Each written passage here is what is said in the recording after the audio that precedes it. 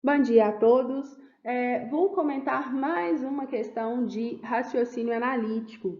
Bom, essa questão exige muita atenção por parte do candidato. Então, assim como toda a prova de raciocínio analítico é uma prova que exige total atenção e concentração, aqui não é diferente. Então, fiquem atentos às particularidades aí da questão de raciocínio analítico.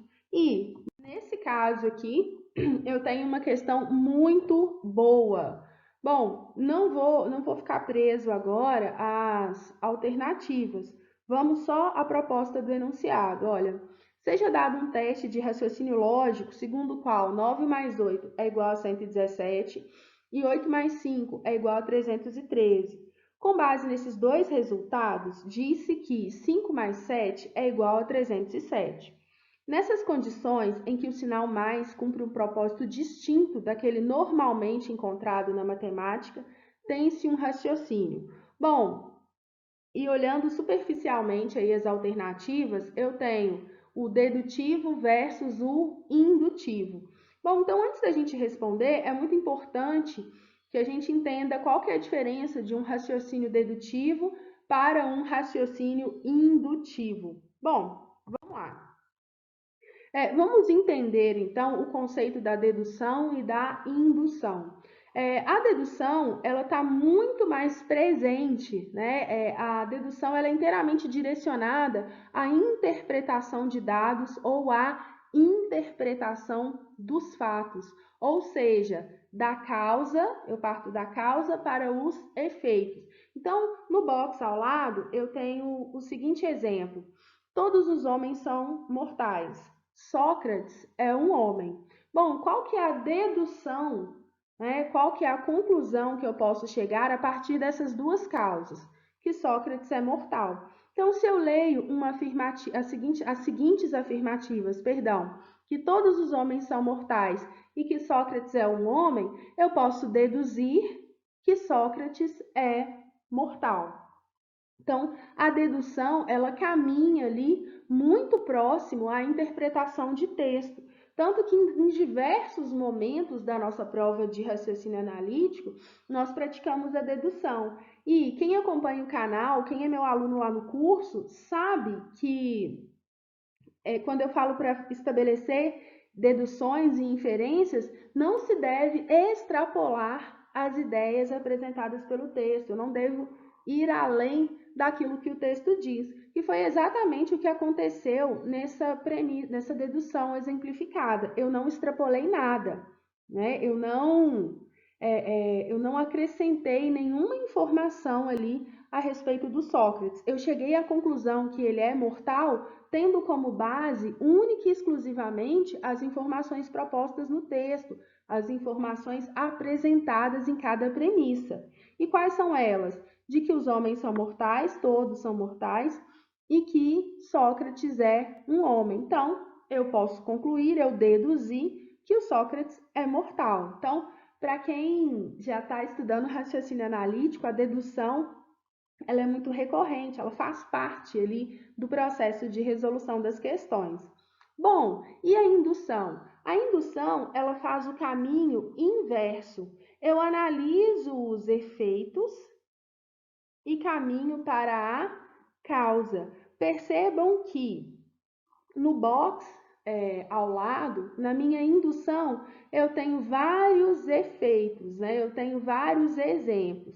Pedro é um homem mortal, João é um homem mortal, Antônio é um homem mortal, e ali eu coloquei, tem premissa N, né? Inúmeras premissas. Então, eu poderia colocar Vicente é um homem mortal, Carlos é um homem mortal, Marcelo é um homem mortal, Eduardo é um homem mortal, Paulo é um homem mortal. E qual que é a minha conclusão? De que todos os homens são mortais. Bom, qual que é a principal diferença entre a dedução e a indução? A dedução, ela parte de todas as causas, né, que estão ali apresentadas no texto para chegar a uma conclusão. Agora, observem que na indução, né, eu tenho ali três exemplos para chegar à ideia de que todos os homens são mortais. Na indução, quando a gente parte dos efeitos, eu posso ter alguma discrepância aí, que foi exatamente o que aconteceu aqui na proposta, né, nos cálculos propostos pelo texto.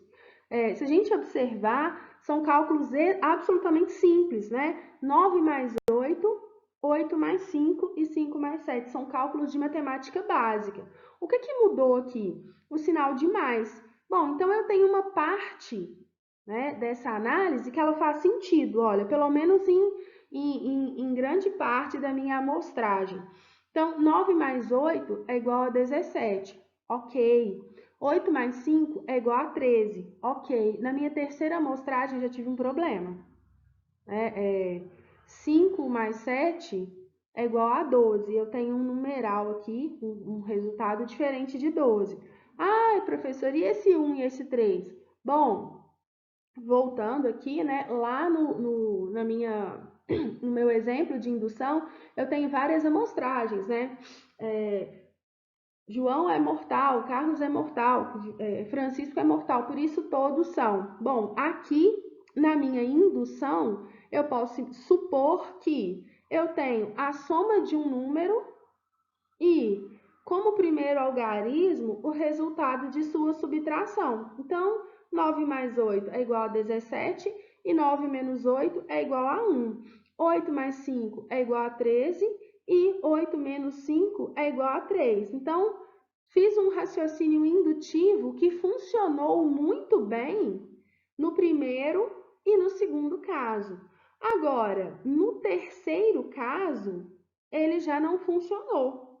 Bom, por que será que ele não funcionou? Eu posso estabelecer aqui inúmeras conjecturas para ele não ter funcionado, né? Porque ele veio na ordem inversa, né? Veio 5, em todas as outras contas, o número maior vem primeiro e aqui veio depois.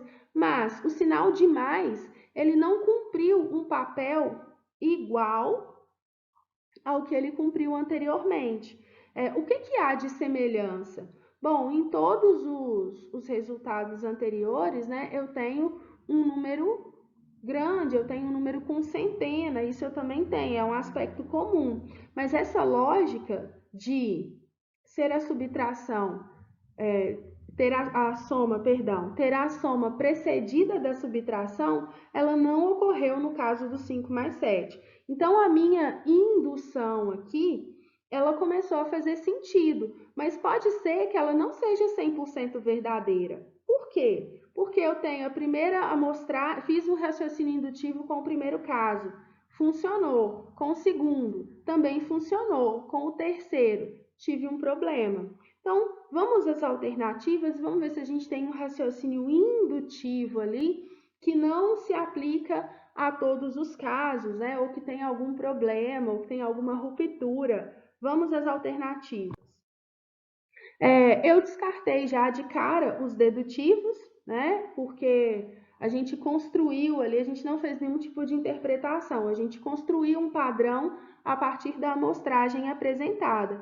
E sobrou para a gente a letra B e a letra E, que na letra B diz que é um raciocínio indutivo com premissas corretas, mas conclusão falsa. E na letra E é o seguinte, premissa correta, mas conclusão que pode ser falsa. Bom, qual que é a diferença da conclusão falsa e da conclusão que pode ser falsa? Bom, na indução eu preciso analisar um padrão, uma amostragem, e não foi o que aconteceu aqui, né? Eu analisei apenas 3 aspectos. Talvez, se eu tivesse, né, se essas proposições tivessem aí outros exemplos, eu poderia dizer que é um raciocínio indutivo com premissa correta e conclusão que pode ser falsa. Talvez a premissa correta é a ideia de que se acrescenta, de que o valor aumenta. Em todos os três, o que há em comum? O valor aumenta. Então, a minha indução funcionou. Mas a minha conclusão, né, de que o 9 mais 8, o primeiro número, é o resultado de uma subtração aí entre os dois primeiros, ela não é aplicável a todos. Então, talvez ela esteja falsa. Eu não tenho mais aí uma amostragem para validar essa ideia. Então, muito cuidado, né? A resposta é a letra E. Eu chamo a atenção de vocês para a prova de raciocínio analítico para um aspecto muito importante, que é a generalização. A letra B, ela está quase certa, mas quando ela afirma premissas corretas, mas conclusão falsa, eu estou generalizando. Agora, no indutivo com premissas corretas, mas conclusão que pode ser falsa, eu estou abrindo aí uma brecha, um precedente para uma análise de outras amostragens. Então, generalizações são muito perigosas na prova de raciocínio analítico. Bom, é uma questão problemática, gera aí muitos questionamentos. A letra E é o gabarito proposto pela prova da ANPAD, e eu gostaria que vocês deixassem aí os comentários de vocês, o que vocês acharam dessa questão, se acharam fácil, se acharam difícil, e também podem sugerir outras questões que serão corrigidas aqui, tá? Tenham uma ótima semana aí e bons estudos para todos!